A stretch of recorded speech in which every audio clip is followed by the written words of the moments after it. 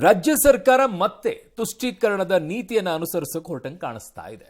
ಕಳೆದ ವರ್ಷವೂ ಕೂಡ ಈ ಆರೋಪ ಹೊಂದಿತ್ತು, ಅದನ್ನು ತಳ್ಳಿ ಹಾಕಿತ್ತು ಸರ್ಕಾರ. ಈಗ ಆ ನಿಟ್ಟಿನಲ್ಲಿ ಹೆಜ್ಜೆಯನ್ನು ಇಟ್ಟಿದೆ. ಸರ್ಕಾರಿ ಕಾಮಗಾರಿಗಳ ಗುತ್ತಿಗೆಯಲ್ಲಿ ಎಸ್ಸಿ ಒಬಿಸಿಗೆ ನೀಡಿರುವ ಮಾದರಿಯಲ್ಲಿ ಮುಸ್ಲಿಮರಿಗೂ 4% ಮೀಸಲಾತಿ ಕಲ್ಪಿಸೋಕೆ ರಾಜ್ಯ ಸರ್ಕಾರ ಈಗ ಮುಂದಾಗಿದೆ. ಆ ನಿಟ್ಟಿನಲ್ಲಿ ಕ್ಯಾಬಿನೆಟ್ನಲ್ಲಿ ಈಗ ಚರ್ಚೆ ನಡೀತಾ ಇದೆ. ನವೆಂಬರ್ನಲ್ಲಿ ಈ ಪ್ರಸ್ತಾಪಕ್ಕೆ ವ್ಯಾಪಕ ವಿರೋಧ ವ್ಯಕ್ತವಾದ ಕಾರಣ ಹಿಂದೆ ಸರಿದಿದ್ದ ಸರ್ಕಾರ ಇದೀಗ ಮರುಜೀವ ಕೊಡೋಕೆ ಹೊರಟಿದೆ.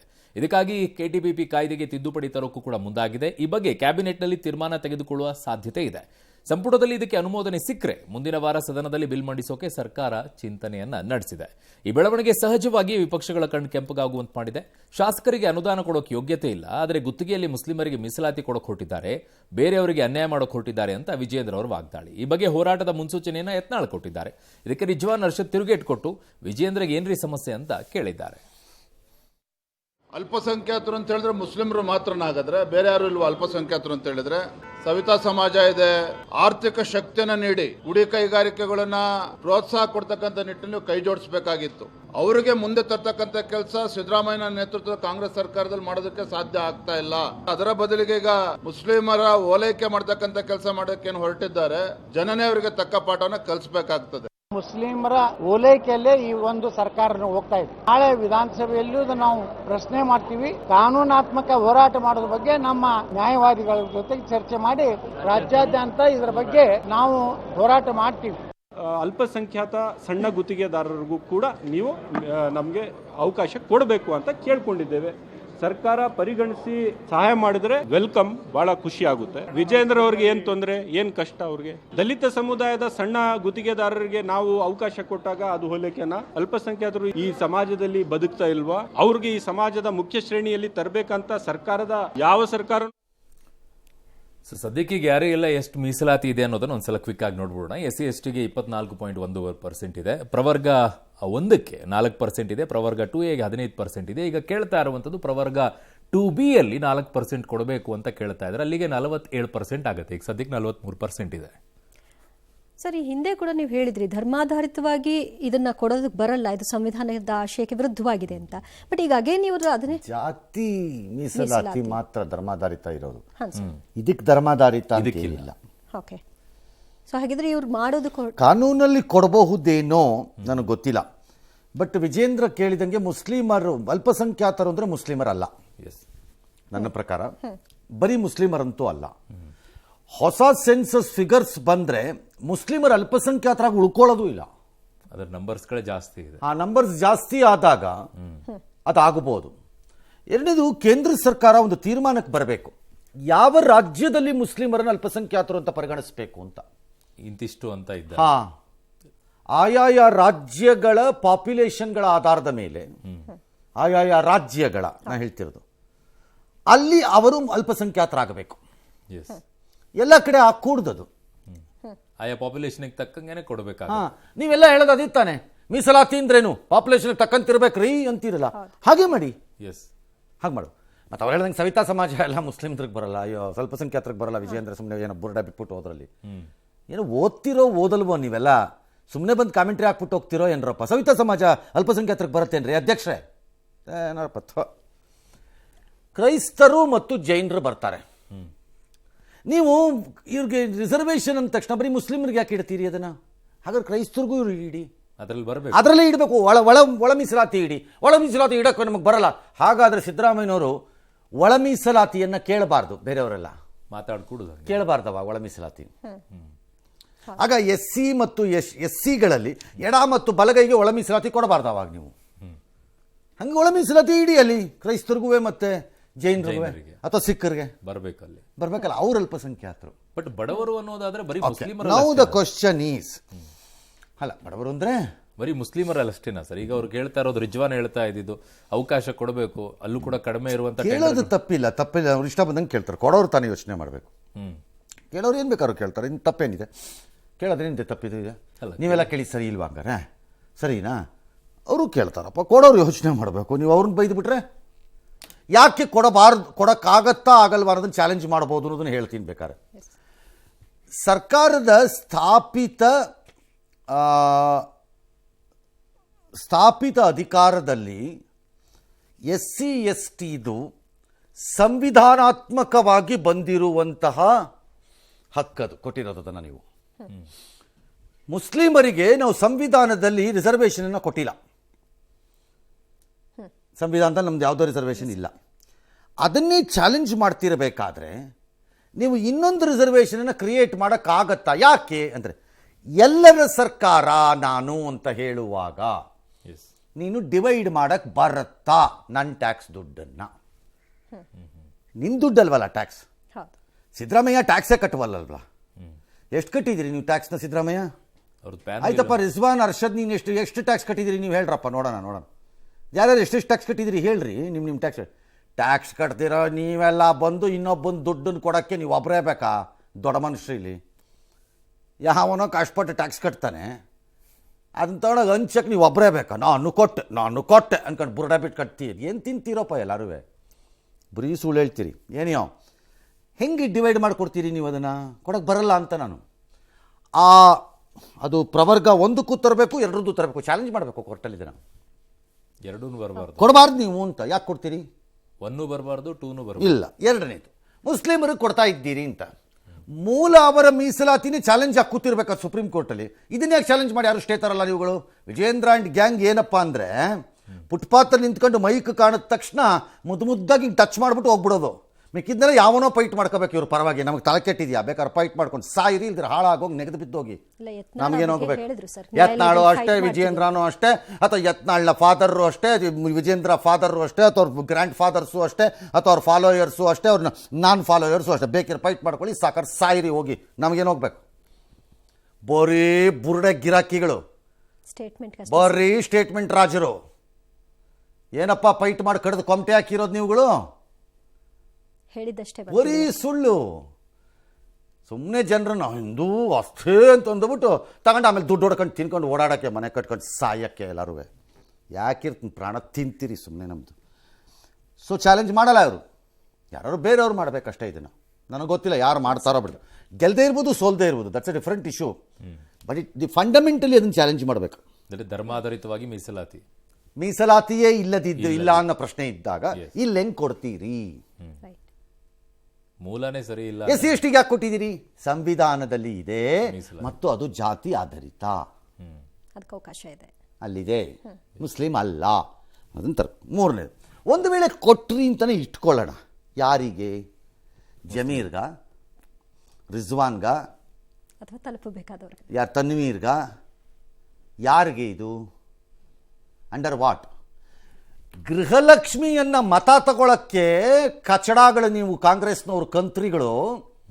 ಇಷ್ಟ ಬಂದವ್ರಿಗೆಲ್ಲ ಕೊಡ್ತೀವಿ ಅಂತ ಮದವಪ್ಪ ನೀನು ತಗ ಅಂತಂದ್ಬಿಟ್ಟು ಓಟ್ ಹಾಕಿಸ್ಕೊಂಡು ಗುತ್ತಿಗೆ ಹಾಕೊಂಡು ಹೋದ್ರಲ್ಲ. ಈಗ ಹುಡುಕ್ತಾ ಇದ್ದೀರಲ್ಲ ಒಳದಾರಿಯನ್ನು. ಸಿರಿವಂತರು ಯಾಕೆ ತಗೋಬೇಕು, ಅವ್ರು ಯಾಕೆ ತಗೋಬಾರ್ದು? ಮೊನ್ನೆ ರೇವಣ್ಣ ಸ್ಟೇಟ್ಮೆಂಟ್ ನೋಡ್ತಿದ್ದೆ. ಎಲ್ಲ ಮಾಡ್ತಾ ಇದ್ದೀವಿ, ಆರ್ಥಿಕವಾಗಿ ಸಬಲರಾಗಿದ್ದಾರೆ. ಅದು ಹೇಳದೇ ಇದ್ದರೆ ಕೊಟ್ಟಿರೋ ಒಂದು ಪೋಸ್ಟು ಹೋಗ್ಬಿಡುತ್ತಲ್ಲ ಸಾಯಪ್ಪನಿಗೆ. ಗೃಹಲಕ್ಷ್ಮಿ ಎಂಬ ಯೋಜನೆ ಇದ್ರೆ ತಾನೇ ರೇವಣ್ಣ ಅಸ್ತಿತ್ವ. ಯಾವ ಎಚ್ ಎಂ ರೇವಣ್ಣ ಅಲ್ಲ, ಎಚ್ ಎಂ ರೇವಣ್ಣ ಅವರು. ನಿಮ್ಮ ಅಸ್ತಿತ್ವ ಅದೇ ತಾನೇ, ಗೂಟದ ಕಾರ್ ಸಿಕ್ಕದು ಅದರಲ್ಲಿ ತಾನೇ. ಯೋಜನೆ ಹೋಗ್ಬಿಟ್ರೆ ನಿಮ್ಗೆ ಗೂಟದ ಕಾರ್ ಇಲ್ವಲ್ಲ, ಮಾತಾಡಲೇಬೇಕು, ಬೇರೆ ದಾರಿ ಇಲ್ಲ. ಅದರಲ್ಲಿ ಇವಾಗ ಹುಡುಕ್ತಾರಂತೆ ಸಿರಿವಂತರು ಬಿಡಬೇಕು ಅಂತ. ಇದರಲ್ಲಿ ಯಾರಿಗೆ, ಯಾವ ಆದಾಯ ಇರುವವರಿಗಿದು ಗೊತ್ತಿಲ್ಲ. ಇದು ಒಂಥರ ಮತಗಳಿಕೆಗಾಗಿ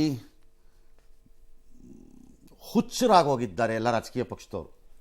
ಅವರು ಮತ ಬರುತ್ತೆ ಅಂತಂದರೆ ಏನು ಬೇಕಾದ್ರೂ ಮಾಡ್ತಾರೆ.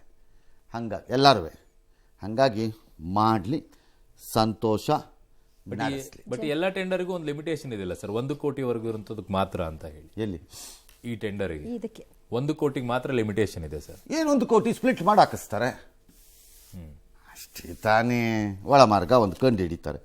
ಅಯ್ಯೋ ಹೇಸಿಗೆ ತಿನ್ನೋರ್ಗೇನು ಬಿಡ್ರಿ, ಎಲ್ಲರೂ ಒಂದೇ ಅವರು. ಆ ವೃಷಭಾವತಿ ಖಾಲಿನೇ ಆಗಲ್ಲಪ್ಪ, ಇಷ್ಟು ಕುಡಿದು ತಿಂದ್ರು ಇವರು. ಏನಪ್ಪ. ಇನ್ನು ಲೋಕಸಭಾ ಕ್ಷೇತ್ರಗಳ ಪುನರ್ವಿಂಗಡಣೆ ಮತ್ತು ತ್ರಿಭಾಷಾ ಸೂತ್ರ ಜಾರಿ ವಿಚಾರದಲ್ಲಿ ಕೇಂದ್ರ ಸರ್ಕಾರದ ವಿರುದ್ಧ ಎಲ್ಲರನ್ನು ಒಂದು ಥರದಲ್ಲಿ ಎತ್ತುತ್ತೀವಿ, ಮೈನ್ ಸ್ಟ್ರೀಮ್ಗೆ ತರ್ತೀವಿ, ಅವ್ರನ್ನ ನಾರ್ಮಲ್ ಇದು ವ್ಯಕ್ತಿಗಳಾಗಿ ಮಾಡಬೇಕು ನಾವು. ಇಲ್ಲವೇ ಇಲ್ಲ ಇವೆಲ್ಲ. ಮೀಸಲಾತಿ ಕೊಡೋದು ಬರೀ ಇದೇ ಕೆಲಸ, ಬರೀ ಇದೇ ಕೆಲಸ. 75 ವರ್ಷದಿಂದ ಈ ದೇಶಕ್ಕೆ ಯೋಗ್ಯತೆಗೆ ದೇಶ ಬೇರೆ ಕೇಡು ನಿಮಗೆ. ನನ್ನ ಪ್ರಕಾರದಲ್ಲಿ ನಿಮ್ಮಂಥ ಕಚಡ ರಾಜಕಾರಣಿಗಳನ್ನು ದೇಶವ್ಯಾಪಿ ಇಟ್ಕೊಳ್ಳೋವಾಗಲೂ ಭಾರತ ಇಲ್ದಿದ್ದಿದ್ರು ನಾವು ಹಿಂಗೆ ಇರ್ತಿದ್ವಿ, ಯಾವೊಂದು ಆಡಳಿತದಲ್ಲಿ ಇದ್ದಿದ್ರು ಏನು ಬದಲಾಗ್ತದೆ, ಏನಾಗ್ತಿರಲಿಲ್ಲ ನಮಗೆ.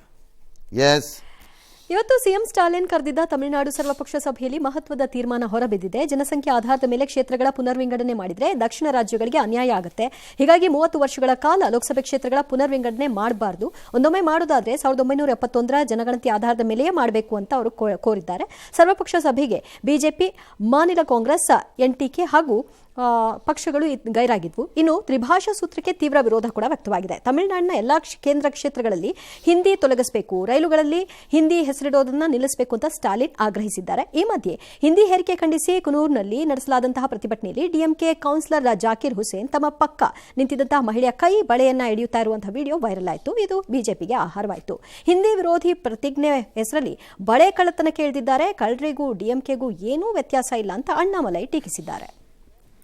ಸರಿ, ಇದನ್ನ ಹೇಳೋ ಹೊತ್ತಿನಲ್ಲೇ ಸಂಸ್ಕೃತ ಡೆಡ್ ಲ್ಯಾಂಗ್ವೇಜ್ ಅಂತ ಕೂಡ ಹೇಳ್ತಾರೆ. ಡೆಡ್ ಆಗೋದ್ಮೇಲೆ ನೀನು ನಿಮ್ಮ ಅಪ್ಪನ ಮನೆ ಗಂಟೆ ಹೋಗ್ಬೇಕು, ಬಾಯಿ ಮುಚ್ಕೊಂಡು ಬಿದ್ದಿರೋ. ಡೆಡ್ ಆಗೋದ್ಮೇಲೆ ಯಾಕೆ ಮಾತಾಡ್ತಿದೀಯಾ? ನಿನ್ನ ಮನೆಯಲ್ಲಿ ಹೆಣ ಬಿದ್ದಿದೆ. ಯಾವನ ಹೇಳೋದು? ಸ್ಟಾಲಿನ್ ಸರ್. ಯಾರು ಹೇಳಿದ್ರ? ಯಾರ್ದೋ ಮನೆಯಲ್ಲಿ ಹೆಣ ಬಿದ್ದಿದೆ. ಆ ಹೆಣದ ಬಗ್ಗೆ ಏನು ಮಾತಾಡೋಕ್ಕಿದೆ ನಮಗಿನ್ನು? ಒಳ್ಳೆ ಅವರು ಪಾಪ ಹೋಗ್ಬಿಟ್ರು ಅಂತ ಅನ್ಬೋದು ಅಷ್ಟೇ. ಸಂಸ್ಕೃತ ಡೆಡ್ ಅಪ್ಪ, ಇನ್ನು ಯಾಕಪ್ಪ ಮಾತಾಡ್ಬೇಕು ಅದನ್ನ?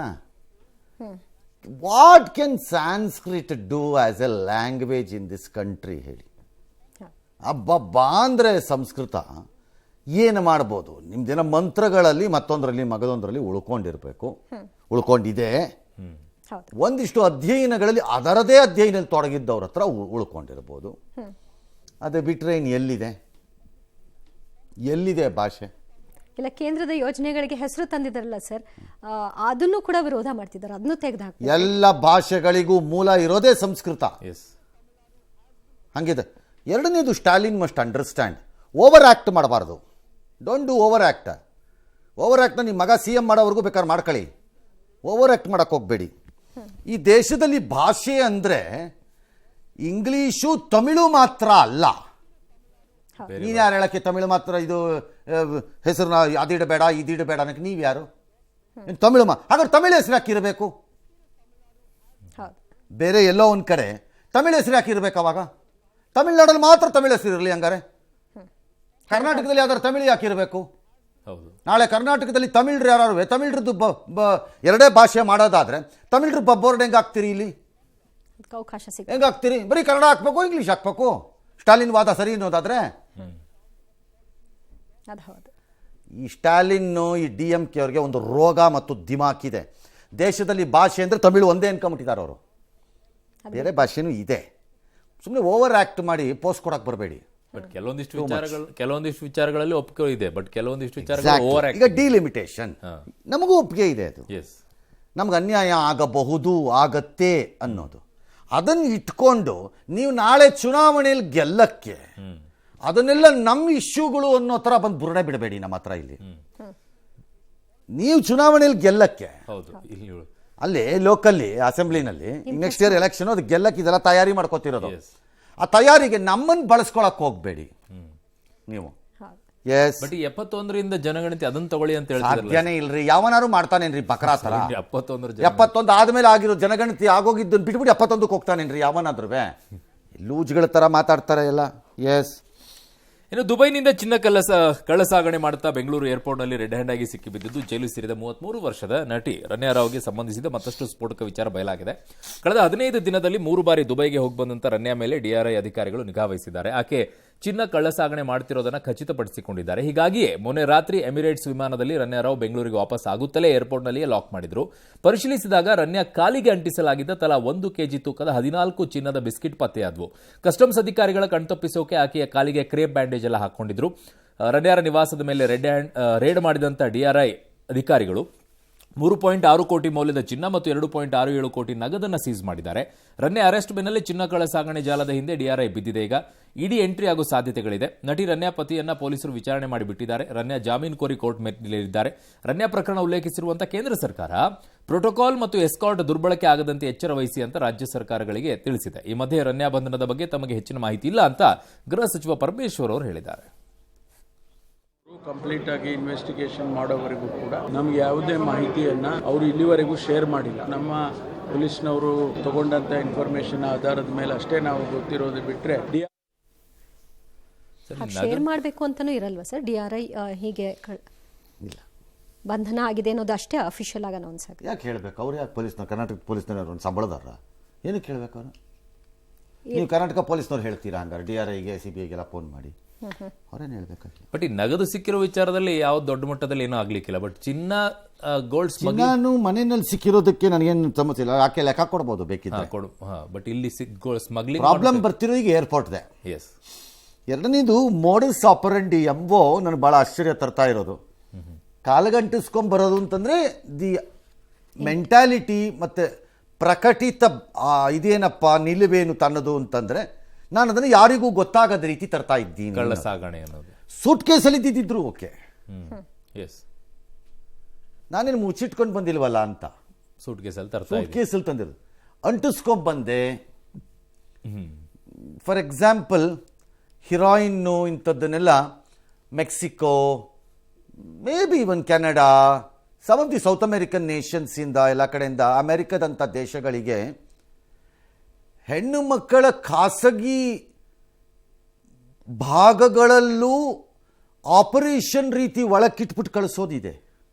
ತುಂಬ ಕೇಸ್ಗಳು. ಹಾಂ, ಮತ್ತು ಅದಕ್ಕೆ ಅಂತಲೇ ಮಾಡಿರೋ ಸ್ಯಾಚೆಟ್ಸು ವಿಚಿತ್ರವಾದ ಇದರಲ್ಲಿ ಫೈಬರಲ್ಲಿ ಒಂಥರ ಮಾಡಿರೋದು, ಒಂಥರ ಲ್ಯಾಟೆಕ್ಸ್ ಇದರಲ್ಲಿ ಮಾಡಿರ್ತಾರೆ, ಅದನ್ನು ಮಾಡಿರೋಲ್ಲಿ ನುಂಗಿಸಿ 150-200 ಕಳಿಸ್ತಾರೆ. ಇವೆಲ್ಲ ಮೆಥಡ್ಸ್ ಯಾತಕ್ಕೆ ಮಾಡ್ತಾರೆ ಅಂದರೆ ಕಳ್ಳ ಸಾಗಾಣಿಕೆ ಮಾಡೋಕ್ಕೆ. ಸೇಮ್ ಇಲ್ಲುವೆ ಈಕೆ ತೊಡೆಗೆ ಅದನ್ನು ಅಂಟಿಸ್ಕೊಂಡು ಅದಕ್ಕೆ ಕ್ರೇಪ್ ಬ್ಯಾಂಡ್ ಹಾಕ್ಕೊಂಡೆಲ್ಲ ಬಂದಿದ್ದೀನಿ ನಾನು ಅನ್ನೋದಿದ್ರೆ then your intention is to smuggle. ಅಷ್ಟೇ, ಫ್ಯಾಕ್ಟ್ ಅಲ್ಲಿಗೆ ಮುಗಿದೋಯ್ತು ಅಲ್ವಾ? ಹಾಗಾಗಿ ಆಕೆ she has to be answerable. ತಂದೆ ಆನ್ಸರಬಲ್ ಅಂತ ನನಗಿನ್ನೂ ಅನಿಸಿಲ್ಲ. ಆದರೆ ಯಾರ ಪಾತ್ರ ಎಸ್ಕಾರ್ಟ್ ಮತ್ತು ಪ್ರೋಟೋಕಾಲಲ್ಲಿ ಒಳಕ್ಕೆ ಬಂದಿದೆ ಅನ್ನೋದು ಗೊತ್ತಾಗಲೇಬೇಕು. ಯಾಕೆ ಅಂದರೆ 2 ಕಾರಣಕ್ಕೆ.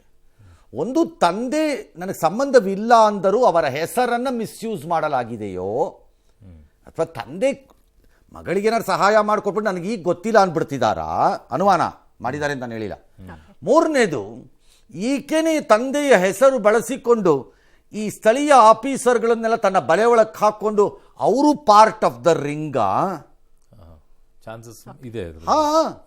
ಹಾಗಾಗಿ ಅದನ್ನು ಚೆಕ್ ಮಾಡಲೇಬೇಕು. ನಂಬರ್ 4, ಕೇಂದ್ರ ಸರ್ಕಾರ ಬುರುಡೆ ಸರ್ಕಾರ. ಈ ಕೇಂದ್ರ ಸರ್ಕಾರನೂ ಬುರುಡೆನೇ, ಬುರುಡೆ ಕೇಂದ್ರ ಸರ್ಕಾರದಲ್ಲವೇ ರಾಜ್ಯಗಳಿಗೆಲ್ಲ ಹೇಳಿಬಿಟ್ಟಿದ್ದಾರಂತೆ, ಕೇರ್ಫುಲ್ ಆಗಿರಿ, ಮಿಸ್ಯೂಸ್ ಆಗ್ದಂಗೆ ನೋಡ್ಕೊಳ್ಳಿ ಅಂತ. ಯಾಕಪ್ಪ?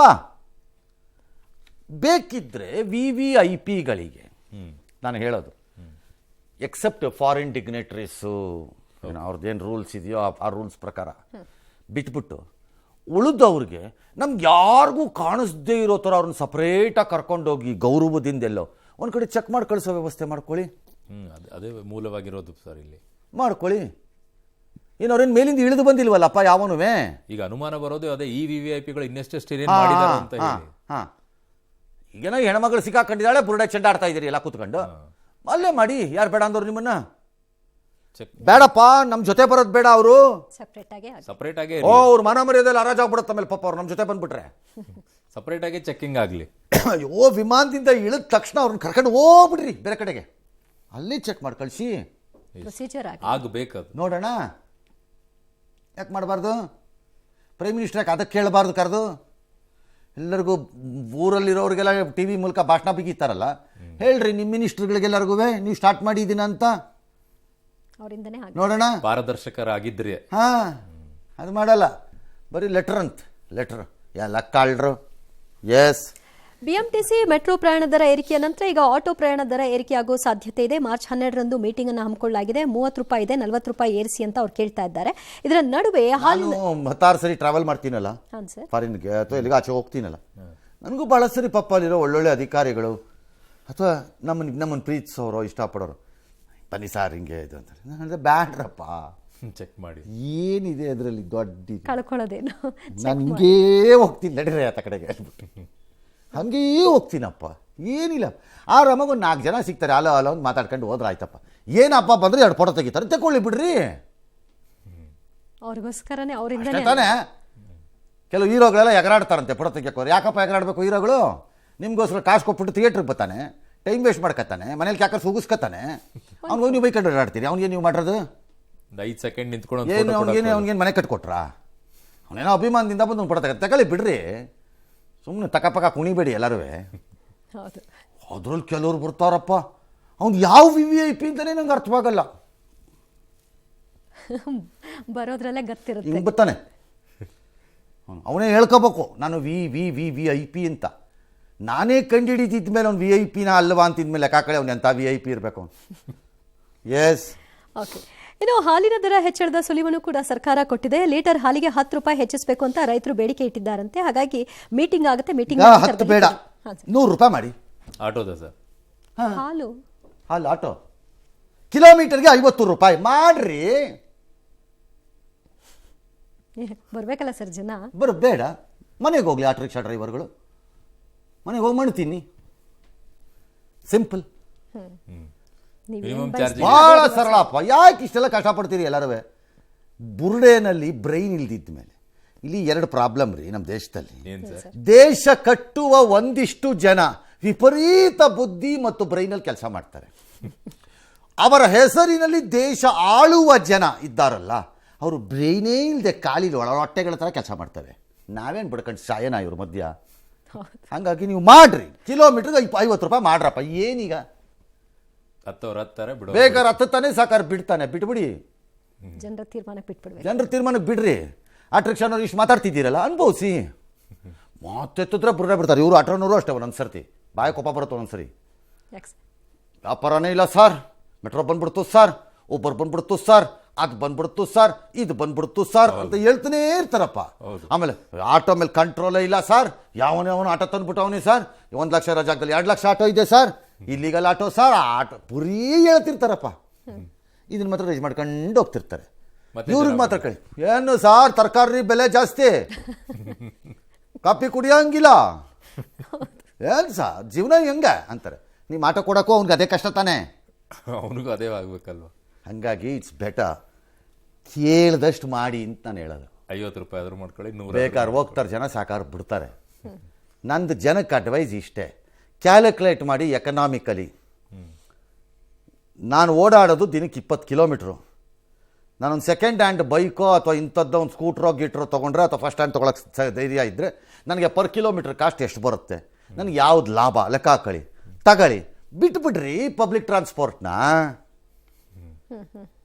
ಹೋಗಬೇಡಿ ಪಬ್ಲಿಕ್ ಟ್ರಾನ್ಸ್ಪೋರ್ಟ್ಗೆ. ಯಾಕೆ ಒಂದೇ ಸಮ ಕೊಯ್ ಕೊಯ್ ಕೊಯ್ ಕೊಯ್ ಕೊಯ್ ಕೊಯ್ ಕೊಯ್ ಕೊಯ್ಕೊಂಡು ಸಾಯ್ತೀವಿ ನಾವು ಇಲ್ಲಿ ಇವ್ರುಗಳ ಹತ್ರ. ಅದಕ್ಕೆ ಇವ್ರು ಹಿಂಗೆ ಮಾಡಿ ಬಿಟ್ಬಿಡಿ, ನಿಮ್ಗೆ ಯಾವ್ದು ಲಾಭನೋ ಅದು ಮಾಡ್ಕೊಳ್ಳಿ. ಆ ಮೆಟ್ರೋ, ಆ ಜಾರ್ಜ್ದೊಂದು ಬುರುಡೆ ಇವತ್ತು, ಹೌದು ಸರಿ, ಕೊರೋನಾ ಟೈಮಲ್ಲಿ ಸಾಲ ಮಾಡಿದ್ದೆಲ್ಲ ಬಡ್ಡಿ ಬೆಳ್ಕೊಂಡ್ಬಿಡ್ತಂತೆ. ಅದಕ್ಕೆ ನಾವು ಕೊಡ್ಬೇಕು. ಆಗ ಅಲ್ಲಿ ಇದು ನೆಲದಲ್ಲಿ ಇದ್ರ ಹುಳು ಸಿಕ್ಕತ್ತಲ್ಲ, ರೈತನ ಗೆಳೆಯ ಎರೆಹುಳು ತಿಂತಿದ್ನ ಮೆಟ್ರೋ ಆಫೀಸರು. ಏನೇ ಹುಳು ತಿಂತ ಇದ್ದ ಅವನು ಯಾವನಾರಾಗಿರ್ಲಿ, ಏನು ತಿಂತಿದ್ದ 5 ವರ್ಷದಿಂದ. ಈಗ ಹೊಳಿತಾ 5 ವರ್ಷ ಆದಮೇಲೆ ಈಗ ಬೆಲೆ ಹಿಂಗೆ ರೈಸ್ ಮಾಡಬೇಕು ಅದು ಹೊಳೀತಿ ಇವನಿಗೆ. ಅದು ಈ ರೇಟಲ್ಲಿ 3 ಜನ ನನಗೆ BJP ಅಂತ ದ್ರೋಹಿಗಳು ಇನ್ನೊಬ್ರು ನನಗೆ ಕಾಣಿಸ್ತಾ ಇಲ್ಲ ಈ ನಗರಕ್ಕೆ. ಅವ್ರಿಗೋಗಿ ಮತ ಕೊಡ್ತಿರಲ್ಲ ಬೆಂಗಳೂರಿನವ್ರು ನೀವು. ದ್ರೋಹಿಗಳು BJPನವ್ರು ನಂಬರ್ 1 ಬೆಂಗಳೂರಿಗೆ. ಒಂದು ಪ್ರೊಟೆಸ್ಟ್ ಇಲ್ಲ, ಈ ಬೆಲೆನ ರೈಸ್ ಮಾಡಿದ್ದಕ್ಕೊಂದು ಪ್ರಾಪರ್ ವಿರೋಧ ಇಲ್ಲ. ವಿಜಯೇಂದ್ರ ಎಂಬಂಥ ಘನಂದಾರಿ ನಾಯಕ ಬಂದು ನಿಂತ್ಕೊಂಡು ಮೈಕ್ ಮುಂದೆ ಮಾತಾಡ್ತೀರಿ ಯೋಗ್ಯತೆಗೆ ನಿಮಗೆ. ದ್ರೋಹಿಗಳು ನೀವು ನಂಬರ್ 1. ಬೆಂಗಳೂರನ್ನ ಹಾಳು ಮಾಡಿದ್ದಲ್ಲದೆ ಈಗ ಕಾಂಗ್ರೆಸ್ ಜೊತೆ ಅಡ್ಜಸ್ಟ್ಮೆಂಟ್ ಮಾಡಿಕೊಂಡು ಬದುಕುತ್ತಿರುವಂತಹ ಕಚಡಗಳು ಬೆಂಗಳೂರಿನ BJPಗರು. ಹೋರಾಟನೇ ಇಲ್ಲ. ಎಸ್, ಇಳಿಸಿ ನೋಡೋಣ ತಾಕತ್ತಿದ್ರೆ. ಹಾಲಿಗೂ ಏರಿಸ್ತಾರಂತೆ ಸರ್ ಈಗ. ಹಾಲಿಂದು ಸರ್ ಏರಿಸ್ಲಿ ಬಿಡ್ರಿ, 250 ರೂಪೀಸ್ ಮಾಡ್ರಿ ಹಾಲಿಗೆ ಸರ್. Per litre. ಚೆನ್ನಾಗಿ ತಗೊಳ್ಳೋದು ಹೆಂಗೆ ಸರ್? ತಗೋಬೇಡಿ, ಆಲ್ಟರ್ನೇಟ್ ಬರುತ್ತೆ. This is how alternate markets will come. Let Amul enter. ಬೇರೆ ಮಾರ್ಕೆಟ್ ಲೆಟ್ ಇಟ್ ಎಂಟರ್. ಆವಾಗ ಮಣ್ಣು ತಿನ್ನಿ, ಇರೋದನ್ನ ಕೈಯಿಂದ ಮಣ್ಣು ತಿನ್ನಿ, ಆಗ ಕೈಯಾರೆ ಕಳ್ಕೊಳ್ಳುವಂಥದ್ದು ಇದೆ ಅಷ್ಟೇ. ಎಸ್.